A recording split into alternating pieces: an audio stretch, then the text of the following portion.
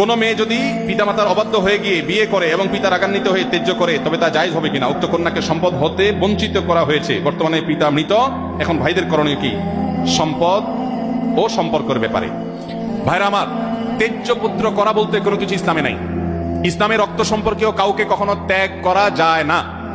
আত্মীয়তা সম্পর্ক রক্ষা করা কি সুন্নত না ফরজ? কোন যুক্তিতে নিজের সন্তান হোক, ভাই বোন হোক, চিরকালের জন্য ত্যাগ করলাম, এটা করা জায়েজ নাই। অভিমান করতে পারেন, অভিমানের মেয়াদ সর্বোচ্চ 3 দিন। সর্বোচ্চ কয় দিন? লা ইয়াহিল্লু লিমুসলিমিন আন ইয়াহজুরা আখাহু ফাওকা সালাসি লায়াল। 3 দিনের বেশি কোনো মুসলমানের সাথে আপনি সম্পর্ক ছিন্ন করে থাকা জায়েজ নয়। অতএব 3 দিন রাগ করে থাকতে পারেন।